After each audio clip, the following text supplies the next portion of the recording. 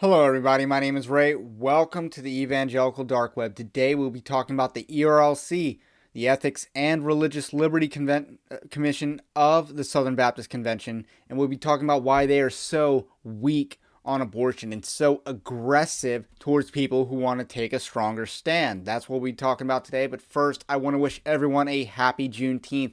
I had the wonderful pleasure of finding out that I get off paid holiday now that it's a federal holiday. So these are some reparations I can get behind.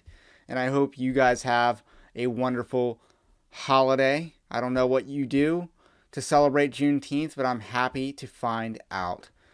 So let's dive in. So in my last video, and you want to check that out because that's some play-by-play, and I don't have all the clips because it's not like I know where to find this one continuous stream broken up. But the Southern Baptist Convention had their annual convention, and I broke down what happened in that last video on the significant day, which was the 15th. That was the biggest day where you saw the presidential election of the convention throwdown, and you also saw that most of the resolutions get passed.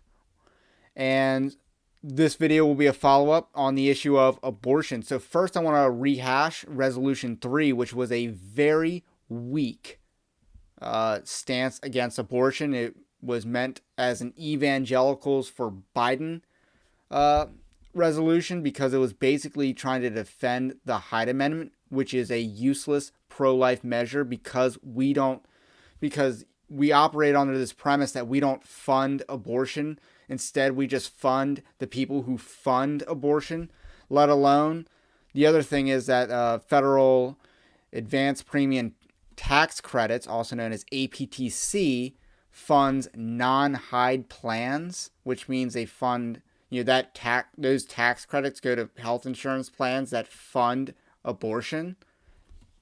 So the notion that the federal government doesn't fund abortion is laughable and stupid. And for the Southern Baptist Convention in 2021 to put forth a resolution to defend the Hyde Amendment is so outdated it can only be seen as a appeal to Biden's for evangelicals. That's the only purpose of that amendment. So with that said, I'm going to show you the debate over that first. So there was some people out there in the Southern Baptist Convention that wanted to strengthen the language of Resolution 3, and I went over this in the last video, to say that abortion is a sin and change the final words of one of the whereas resolves to emphasize that people preach the gospel and repentance to people who think about murdering their children. So without further ado, here's the clip on that debate. Sorry for the quality, but this is what I can find. The Christian Pregnancy Center in my hometown of Dothan, Alabama.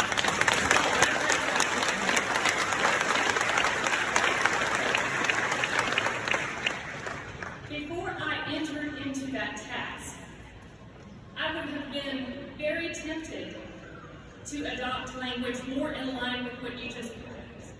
And so I sympathize with the position that you hold. However, what the Lord has shown me sitting in those rooms across from broken women is that so many of them have been victimized by the sin of others, by generational sin, by parents who never took them to church and preached the gospel to them the way mine did to me. And yes, abortion is sin.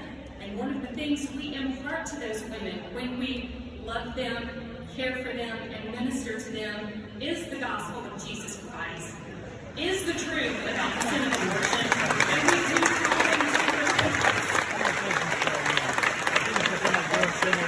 I'm also telling you that when we take a punitive and hard-hearted position toward women who are at a crossroads that usually a whole lot of people's sin brought them to, we are not having the mind of Christ.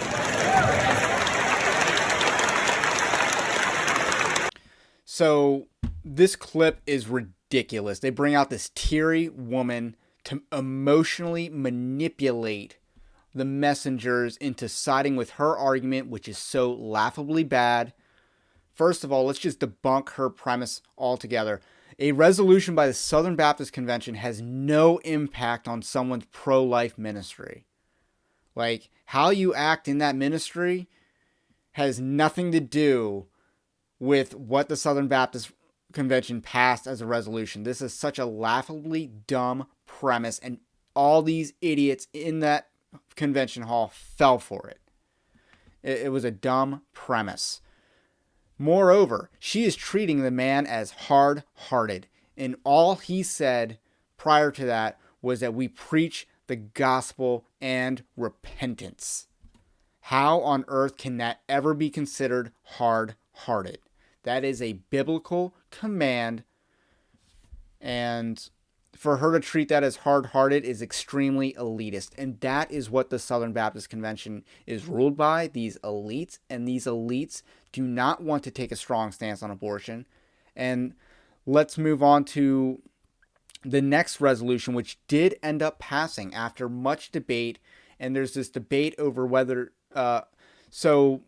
I forget what number the resolution was called. I think it was called Resolution 14, but don't hold me to that. And this resolution was about calling for the abolition of abortion.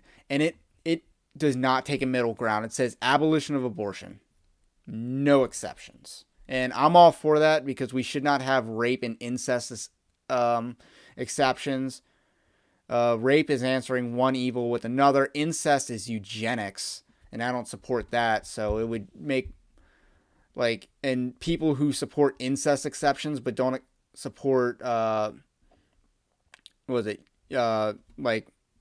Down syndrome abortions, like they'll ban that but they won't ban incest exceptions. They are hypocrites. They basically don't want to admit that they support eugenics. They just support a different type of eugenics, and that's has no place in the abortion debate. There are two main speakers against this resolution.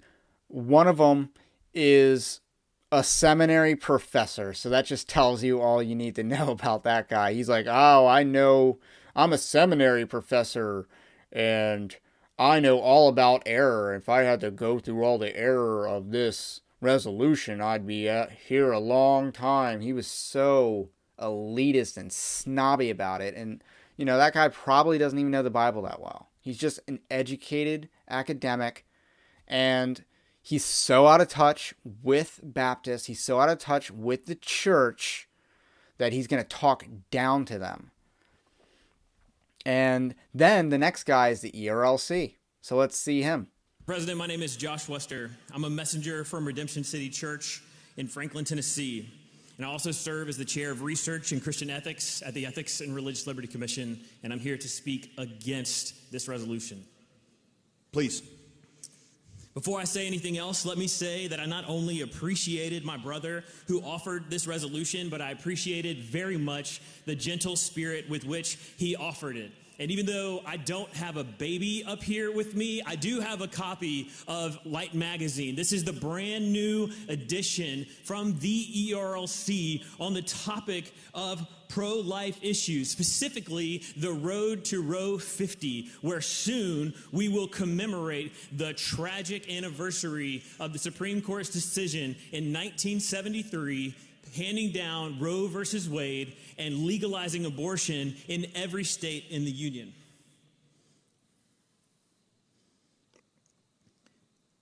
This issue is at the heart of what we do at the ERLC. It is at the heart of my own life personally. I'm an adopted father. I have a little girl who is now 4 years old, turned 4 years old last week because her mother chose life. I've spent my life working at pregnancy resource centers. I write about this issue. I speak about this issue. It is at the very center of what we do. And brothers and sisters, this resolution, while it is aimed in absolutely the right direction, is the wrong resolution. It is a problematic resolution, and it must not be adopted. Let me be absolutely clear. The Southern Baptist Convention is resolutely against abortion. Not to state it too dramatically, but the Southern Baptist Convention is the most important and formidable Protestant voice in our nation combating the evil that is abortion. And this is right.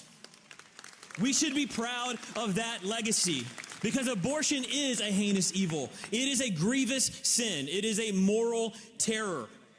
In no uncertain terms, abortion is our generation's Holocaust. I'm speaking against this resolution not because I disagree with its aim, but because by embracing this resolution, it would state plainly and unequivocally that any measure, any method, any move that falls short of total abolition of abortion is to be taken off the table. There is not a Southern Baptist in this room that does not want to see partial birth abortion banned forever.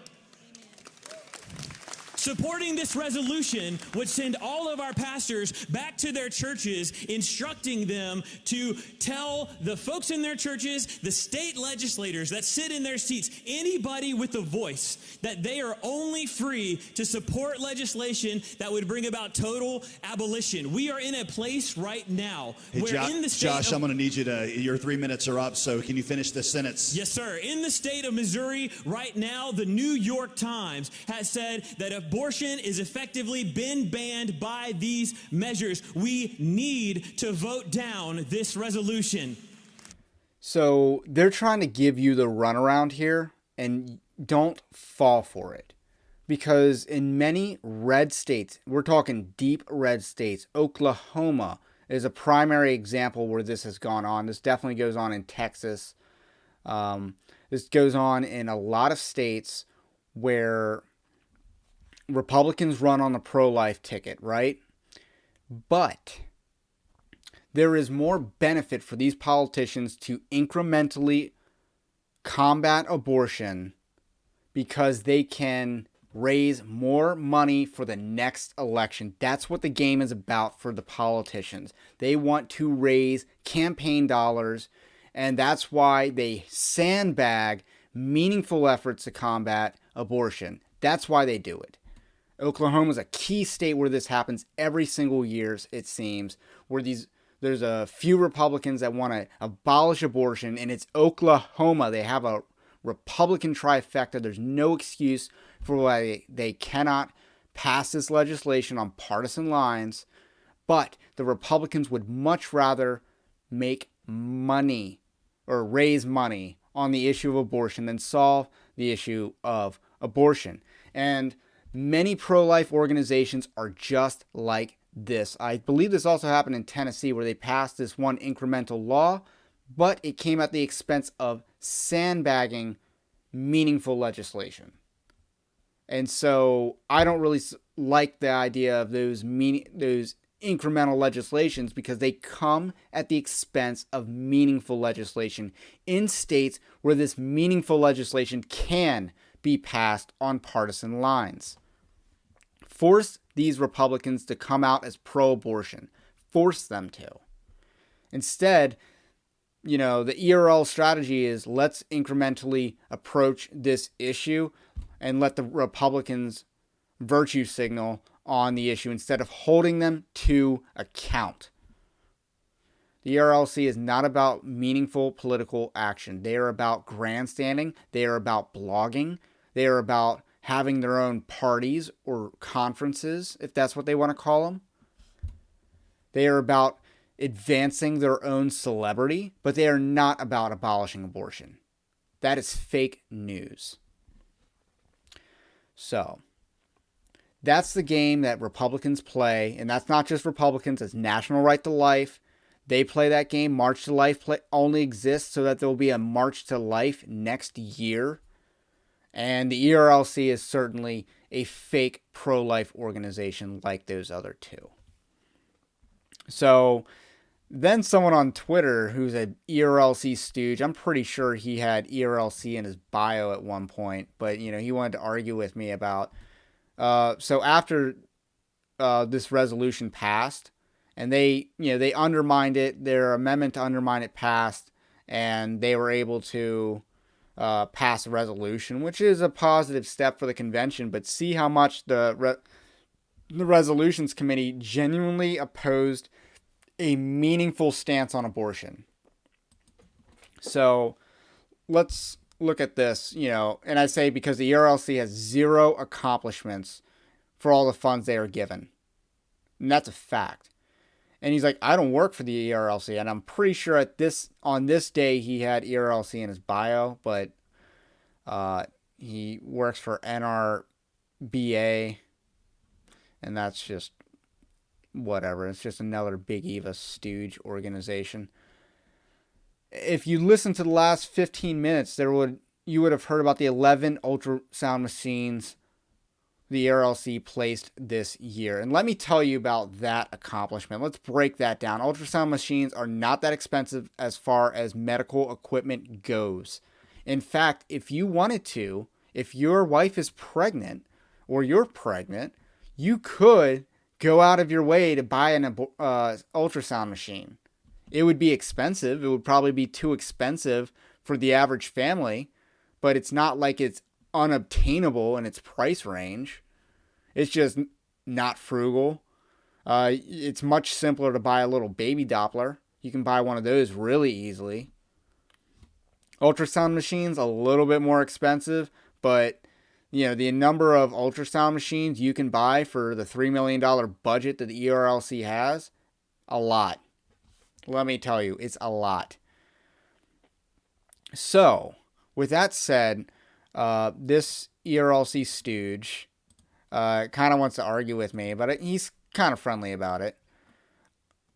And he's like, what would you do about abortion? And he's like, I'd advocate bills that actually abolish abortion at the state level instead of virtue signaling about the Hyde Amendment and partial birth abortion. Partial birth abortion should not be the main issue. It's a side issue. We should be fighting the issue of abortion on the issue of, all abortion. We should be challenging when does life begin and legislating that issue. And he's trying to be snotty. Like, how do you advocate it? By blogging about it? It's like, okay, first of all, me blogging about it's still better than Joe Carter blogging about it at the ERLC. And it's like, second of all, I'm not giving $3 million. They're giving $3 million. And, if you're giving $3 million, I expect a little bit more. But you don't get that out of the ERLC. And he wants to say that money is used to pay off staff who engage on the state and federal levels. It's used to file amicus briefs in the court systems. It's used to place ultrasound machines, which aren't that expensive. You may not like the ERLC, but they have been pretty effective on this. And that's just this is elitism right here. He is a stooge for elitism. So the amicus briefs, name one court case that has ever been decided by an amicus brief. I'll wait. The ERLC filed an amicus brief for, it was some church in California. It wasn't John MacArthur's church, I don't think, but they filed an amicus brief for a Supreme Court case after Amy Coney Barrett was confirmed to the Supreme Court. So once they knew it would be a winning issue, then they filed an amicus brief on support of religious liberty. But all of 2020, they abandoned the issue of religious liberty. Let me tell you how useful an amicus brief is. But they were very quick to write an amicus brief for the McRaney lawsuit, which is a lawsuit about Kevin Ezel's corruption in trying to intimidate a state-level convention. The Maryland-Delaware Baptist Convention, to be specific. And they were trying to oust the president of that and smear him and install their own stooge, who I'm pretty sure is very woke right now, at the moment. So this is elitism. This is a politician mentality of justifying to their voter base why they can't get the job done. And I don't have low standards. I am not that child in Toy Story 4 that wants to play with a stupid spork. I have standards. I am not easily impressed, especially by politicians. You're going to have to do a little bit better than measly crumbs to impress me on pro-life activism. 11 11 ultrasound machines isn't going to cut it for the money that they're given. especially when they write very pro-abortion articles, like how we should not preach abortion from the pulpit because women know that abortion is wrong. They don't need to be told abortion is wrong. And the whole argument of this, it was an article written by Phoebe Cates back, I believe, in 2019 or early 2020, this article. And I have a article, I did a video on this way back. I'll maybe find it. And the article is basically arguing that abortion is so prevalent, we shouldn't speak about it from the pulpits. This was published on the ERLC's blog. This is what the cooperative program funds. Articles like this, pro-life activism like this, incremental legislation that justifies killing meaningful legislation. That's what the ERLC is all about. They are all about grandstanding on the issue of abortion so that they can keep getting money for being a pro-life Southern Baptist organization. It's a game. And they are elitist who think that you don't know any better. They think that they know better than you when it comes to public policy, and they don't. You are a voter. You have every right to, and you are every much as qualified as they are to speak on public policy. So the ERLC is playing an elitist game on you. Don't get played by them.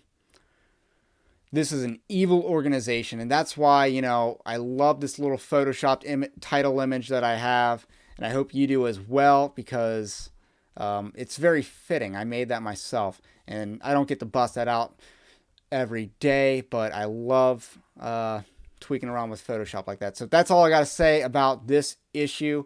My name's Ray. This is the Evangelical Dark Web, and we believe in abolishing abortion here and criminalizing it as well, because it's murder.